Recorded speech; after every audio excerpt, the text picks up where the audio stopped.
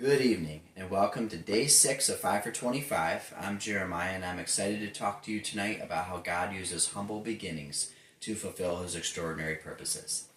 The text we are using is Micah 5:2, and that reads, "But you, Bethlehem Ephrathah, though you are little among the thousands of Judah, yet out of you shall come forth to me the one to be ruler in Israel, whose goings forth are from of old, from everlasting." I read an article titled, "Why Everyone Loves a Great Underdog Story." It states that the top reason why people love a great underdog story is because, quote, the underdog feels like one of us. And also that the audience will tend to make a much better connection with them than they would with like a supremely talented or gifted character. So why did God choose Bethlehem, a town that was so small and insignificant that it wasn't even listed in the registry of towns in Joshua 15 or Nehemiah 11 as the birthplace of Jesus, rather than some major strategic cities such as like Jerusalem or the Holy City? Well, God was creating the ultimate underdog story and laying down a pattern that would echo through the ages to every single human being. Choosing Bethlehem as the birthplace of Jesus caused him to essentially start with nothing from nowhere. All this greatness from that point came from his humility and total dependence on his heavenly Father. The Bible makes it clear that he was just a normal-looking guy. He didn't have the finest education. He didn't come from money. He simply just set the pattern for greatness and explained it in one sentence. "I came down from heaven not to do my own will, but the will of him who sent me." I think it still would have been so awesome if God made himself a man who was, the man of mans, right? The most incredible, talented, muscular, kind of guy. But how even more awesome that he decided to make his story the underdog story just so us humans could identify with him as one of us. I think that's even more cool. Switching gears though, I want to talk about two applications of this underdog pattern for our lives today. I'll pull the first application right from the words of Micah 5:2, where it says, "Though you are little." Now feel free to take out the word little and insert the thing that you never really liked about yourself. Though you are short, though you are unintelligent, not well spoken, too much spoken, not good looking, too tall, etc. We are really good at finding our own imperfections. Well, God made you exactly how he wanted you.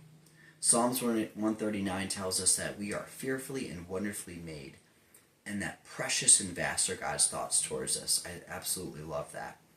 God's blueprints for Bethlehem read small and insignificant, but the purpose was the birthplace of the Son of God. The truth is that you and I are definitely imperfect for earthly standards, but we are absolutely perfect for our heavenly purpose. I'll just say that again. We are definitely imperfect for earthly standards, but we are perfect for our heavenly purpose. The second application is though your contribution is little. If our struggle isn't who we are, sometimes it's more what we do. Studies suggest that 8% of people achieve their goals, and the top reason why people give up is a lack of motivation. And nothing causes us to lose motivation like believing that our contribution is not making an impact. Have you ever felt that one? Why give such a small amount of money towards a cause? Why volunteer for something? What actual change could I make in the world at all, and does that even matter? Will that make a difference? Well, let me ask this question. When Jesus was feeding the 5,000 hungry listeners in Matthew 14, have you ever wondered, why didn't he just make the food appear out of thin air? Why have this young boy come forward with his 5 loaves and 2 fishes and lose his lunch over it, just to jumpstart the miracle? Well, it's that underdog principle again. He was laying the pattern to teach us now that your contribution is worth 5 loaves and 2 fishes, and that amount of contribution is worth any miracle he chooses to do.